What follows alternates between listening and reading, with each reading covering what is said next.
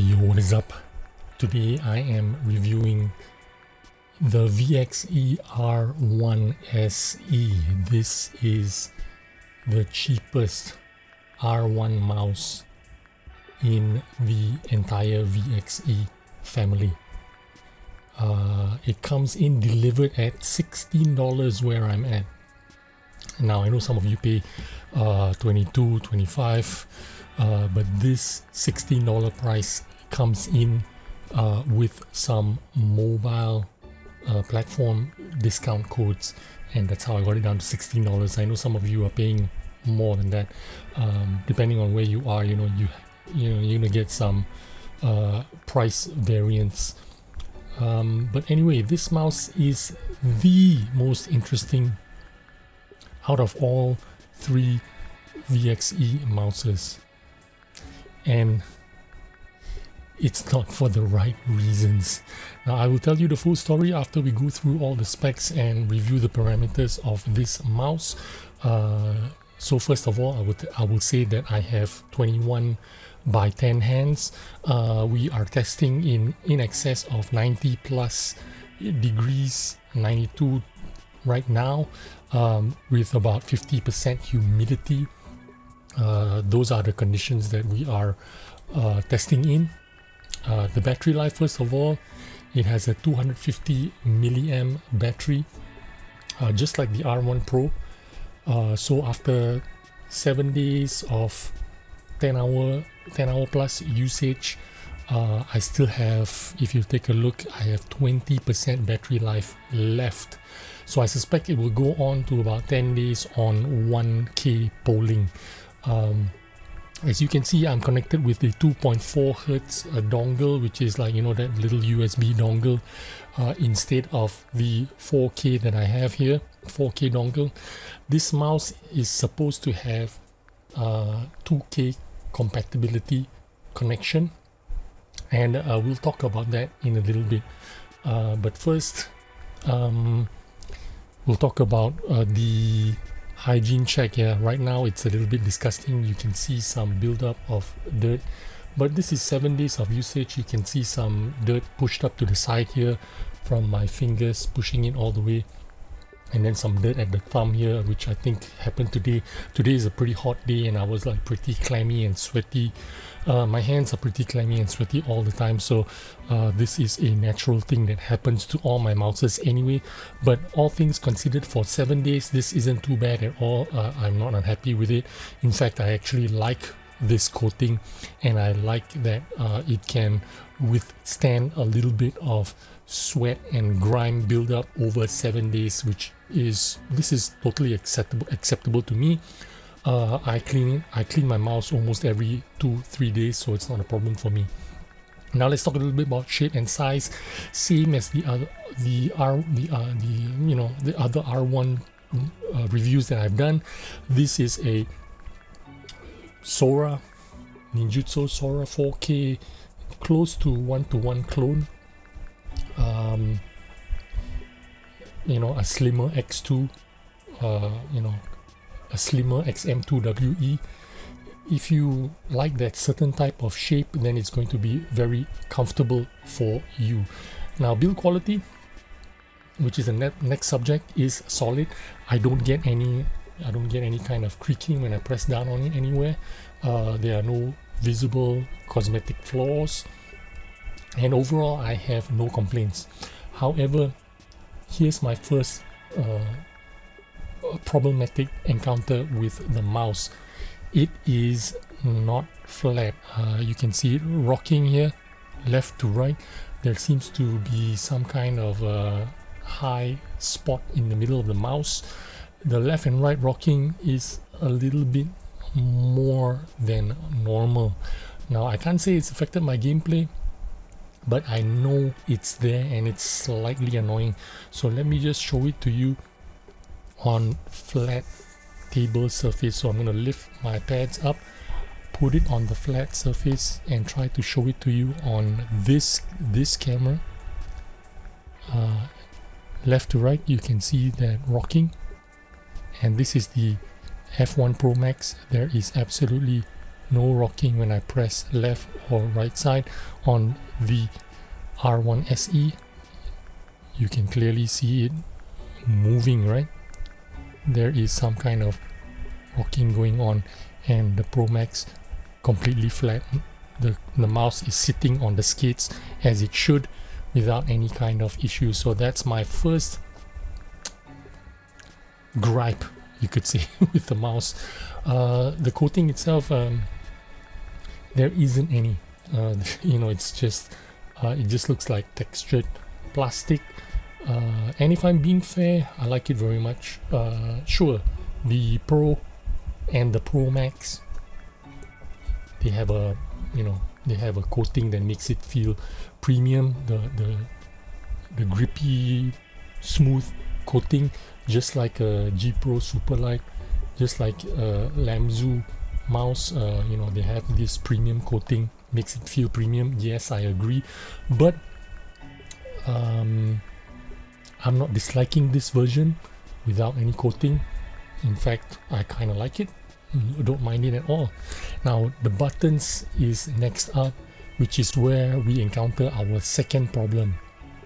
Here we have two mouses with the same Huano switches. Sorry, the Pro and the SE both have Huano switches, and I will play you the sounds. Take a listen to the R1 Pro.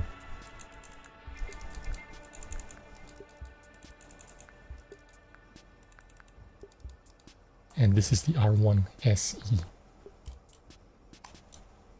Did you hear that pop?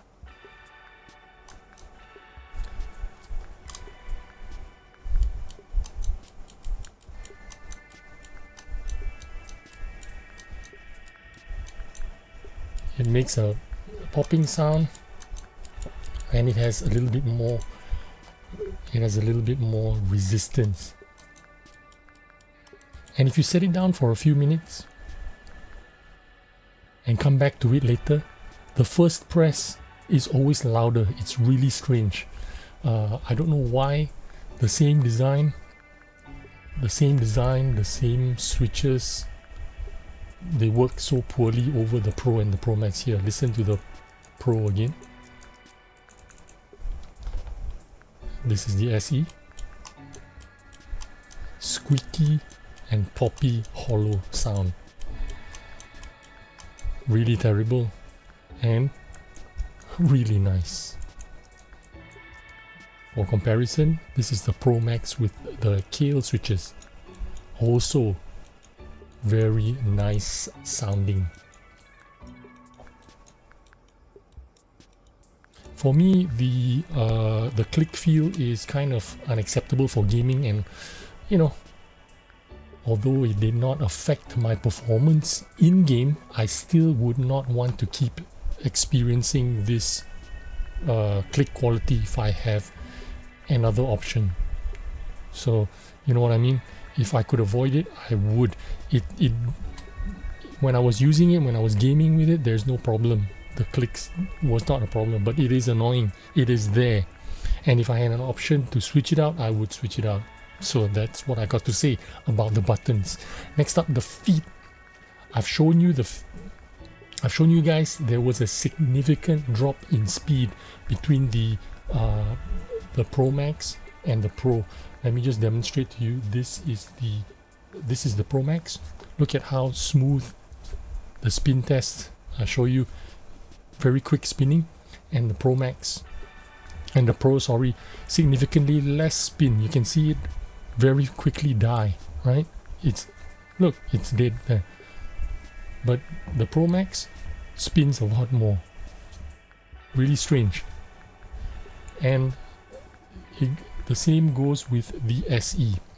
It does not want to spin as much as the Pro Max. So 3 mouses that have literally the same skates, but they spin differently. The same skates, but maybe different hardness. I'm not sure what's going on. All 3 mouses have the same skates, but for some reason the Pro Max doing the spin test, it spins a lot more than the Pro and the SE. However, in game there is no effect at all. It still feels the same in game. Both the mouses feel the same. I don't feel, maybe there is a slight difference, but I can't feel it and it doesn't bother me. So that's what I got to say about that. Now the last gripe I have with the SE, and frankly it's kind of like a deal breaker, is the 2K compatibility. Now when you do your research at the website or any vendor website like MacKeys, it says the SE is 2K polling compatible. This is the VXE.com website. 2K polling vary by version. The receiver needs to be purchased separately. One receiver. There is only one receiver here, right?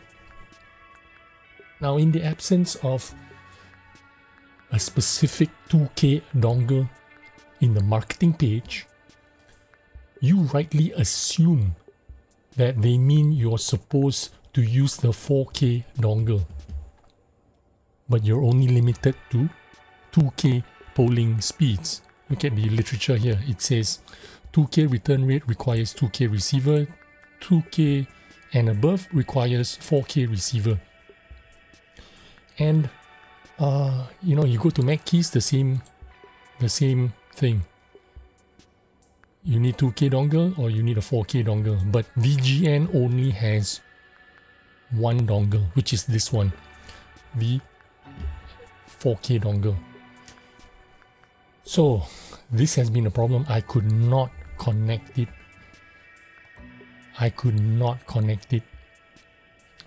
To the VGN hub. You can see here I can use the 4K dongle with the F1 Pro, and I can use the 4K dongle with the F1 Pro Max. And when I hover over it, you can see it switching.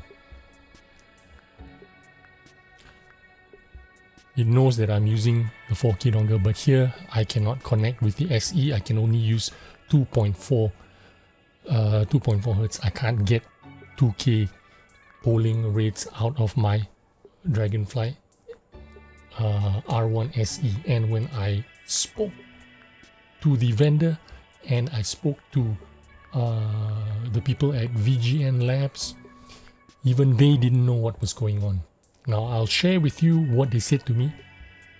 I've got all the receipts, but you know what I mean, I'm not going to show you all the screenshots, what they told me and stuff like that, but I'll tell you what the gist of it. They didn't even know themselves what they have, what kind of mouse they are selling. I said, hi, I got an R1 SE. I got it paired to the 4K. I cannot pair it to the 4K dongle. I also have the Pro and Pro Max, and I can pair those, but the R1 SE will not pair. Can you advise me what to do? And they responded back with R1 SE mouse does not support the 4K dongle. So I was like, okay. I replied back. I showed them, the sales material that says, there's 2K polling rate and there's 4K polling rate. And then they responded back with, oh sorry, the R1 SE supports 4K dongle with polling rates up to 2K. Did you use our 4K dongle? So I responded back and said, yeah, of course I use the 4K dongle. I know that it's supposed to do that.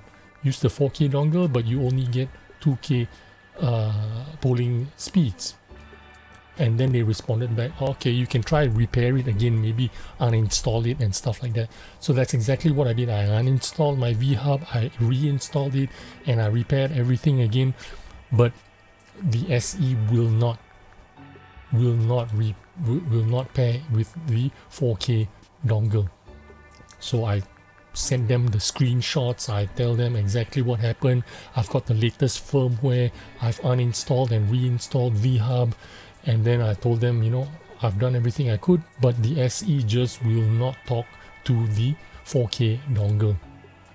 And then they responded back like a day later.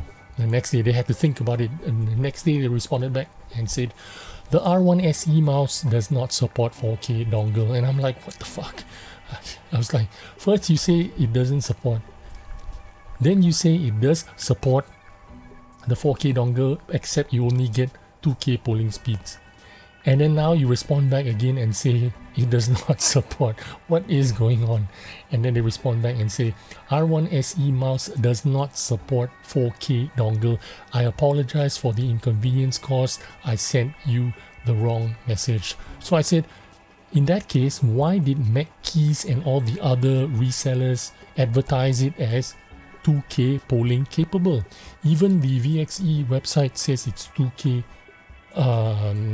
polling rate capable, right? And I said, this is unacceptable. Should I get a refund? Should I get a replacement from the vendor? What should I do?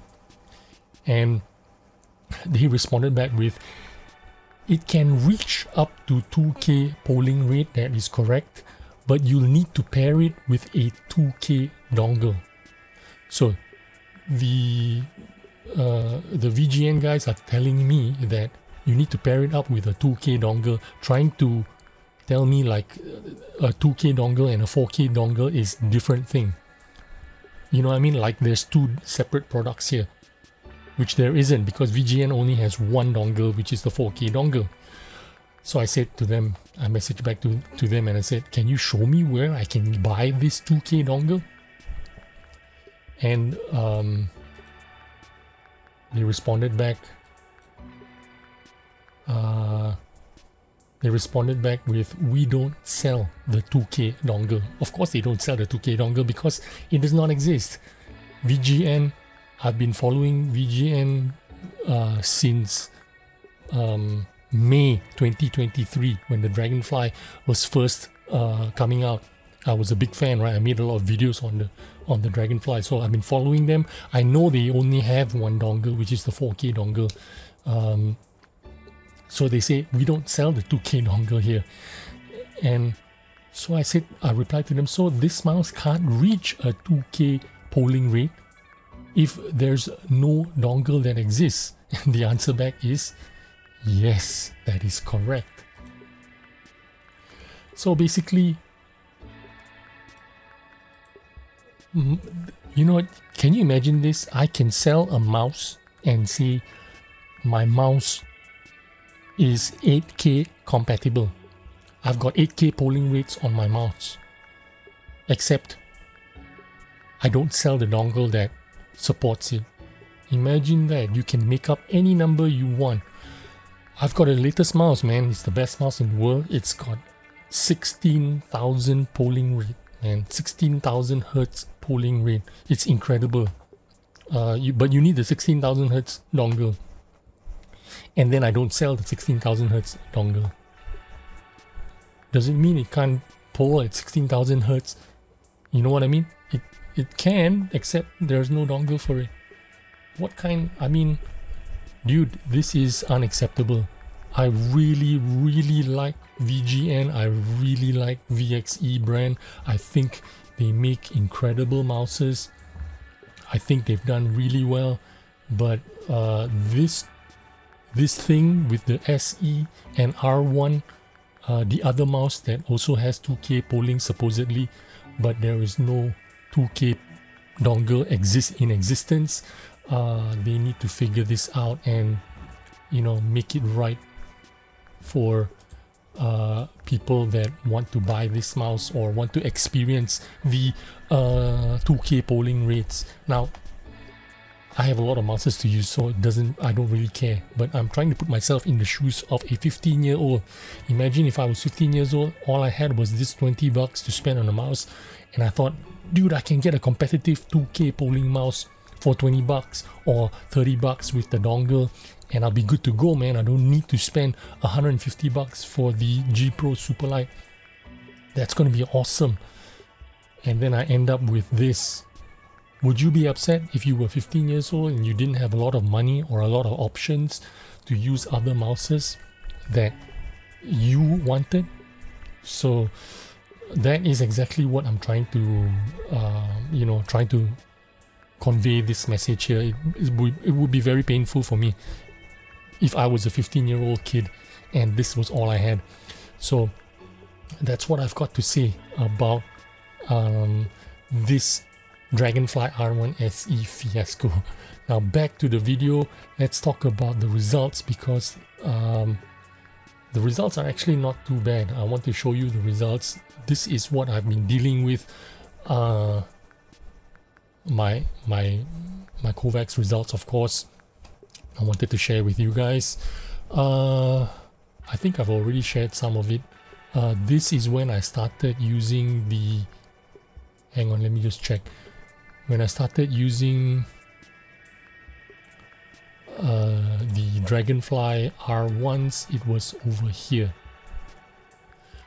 So to show you how good these mouses are, the results here doesn't look like, you know, there's a lot of great improvement or what, but just pay attention to this and you can see, since I started using the R1 Pro Max Pro and the R1 SE, these are the R1 SEs, but I think the last 7 days, you can see the results here are floating close to this line or slightly above this line, most of the results. Before that, the majority of my results here are below this line, and ever since I started using the VXEs, you can see the results are above this line. Some of it is below, but you know, this is over the span of how many, you know, since September, October, November, December, 3-4 months. This is in the span of 1 month or 20 plus days. So it doesn't look like there's a lot of improvement here, but if you look carefully, you can see there is an upward trajectory trend here. And the next scenario, this one is pretty new, so I can't, you know, this is a new scenario that I'm trying out, so I can't really include it. This is 1 wall 6 targets. I want to start again with the date that I started, which is right here. This is where I started, so I'm going to draw a line and show you. This is the date that I started playing with the VXEs, and we're going to take a look at the results again here. Draw the line here, then you can see for yourself the results here. You can see that it is very average results, because most of the scores are below this line, and even when I'm using the VXE, it is below this line. But if you take a look at the scores that are above this line, these scores here, you can count how many of them are on the line or above the line. 1, 2, 3, 4, 5, 6, 7, 8, 9, 10, 11 that are on the line or above the line. Count how many there are here. 1, 2, 3, 4, 5, 6, 7, 8, 9, 10, 11, 12, 13, 14, 15, 16, 17, 18, 19, 20, 21, 22, 23. So I've got double the amount of results above this line than here, but this is over 20 plus days, and this is over a period of 6 months. So 23 of these above this line results over a period of 6 months, and I have 11 here over a period of 21 days. So even though it doesn't look like I have like incredible results, it doesn't look like I'm using the VXE and getting incredible results, but most of the scores are above the average in a short period of time. I'm getting more high scores over a shorter period of time. So that's what I wanted to point out to you, and this one is the next scenario. And where did I start? Here. So I'm going to draw a line here. Right here is where I started, and we're going to draw a line here. This line, we'll use this line as a reference, and again you can see there is this one is right in your face, right? We don't need to argue. You can see majority of the previous scores, most of it was hanging around here, and you can see since I started using the VXE, a lot of them are above.